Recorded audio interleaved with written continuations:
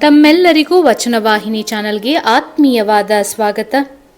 ಇಂದಿನ ಪಾಡ್ಕಾಸ್ಟ್ನಲ್ಲಿ ವಿಶ್ವಗುರು ಬಸವಣ್ಣನವರ ಒಂದು ವಚನ ಹಾಗೂ ಅದರ ತಾತ್ಪರ್ಯವನ್ನು ತಿಳಿಯೋಣ. ವಚನವು ಇಂತಿದೆ: ಕೊಲುವನೇ ಮಾದಿಗ, ಹೊಲಸು ತಿಂಬುವನೇ ಹೊಲೆಯ. ಕುಲವೇನು ಆವಂದಿರ ಕುಲವೇನು, ಸಕಲ ಜೀವಾತ್ಮರಿಗೆ ಲೇಸನೆ ಬಯಸುವ ನಮ್ಮ ಕೂಡಲ ಸಂಗನ ಶರಣರೇ ಕುಲಜರು. ಕೊಲುವನೇ ಮಾದಿಗ, ಹೊಲಸು ತಿಂಬವನೇ ಹೊಲೆಯ.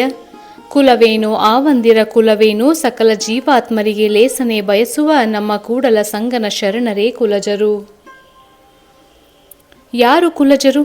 ಯಾರು ಶ್ರೇಷ್ಠರು? ಮನುಷ್ಯರಾಗಿ ಹುಟ್ಟಿದ ಮೇಲೆ ಯಾವುದಾದರೂ ಜಾತಿ, ಧರ್ಮ, ಮತ, ಪಂಥಗಳಿಗೆ ಸೇರಿಯೇ ಇರುತ್ತಾರೆ. ಕೆಲವೊಮ್ಮೆ ಹುಟ್ಟಿನಿಂದ ಅಥವಾ ಸಂಸ್ಕಾರದಿಂದ ಇವುಗಳಿಗೆ ಒಳಗಾಗಿರುತ್ತಾರೆ.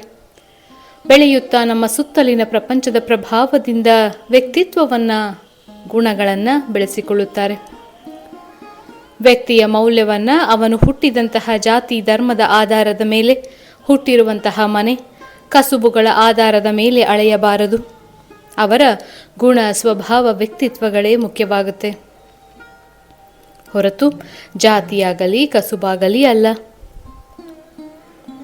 ಜಗತ್ತಿನ ಸಚರಾಚರ ಜೀವಿಗಳ ಮೇಲೆ ಕರುಣೆ, ಪ್ರೀತಿಗಳನ್ನು ಇಟ್ಟುಕೊಂಡು ಸರ್ವರಿಗೂ ಒಳಿತಾಗಲಿ ಎಂಬಂತಹ ಭಾವವುಳ್ಳ ವ್ಯಕ್ತಿಗಳೇ ಶರಣರು.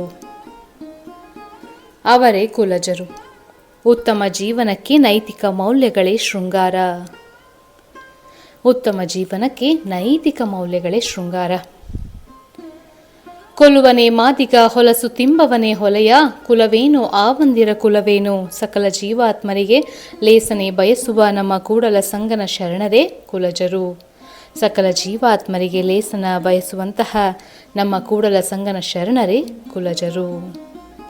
ಮುಂದಿನ ಪಾಡ್ಕಾಸ್ಟ್ನಲ್ಲಿ ಮತ್ತೆ ಭೇಟಿಯಾಗೋಣ. ಶರಣು ಶರಣಾರ್ಥಿಗಳು.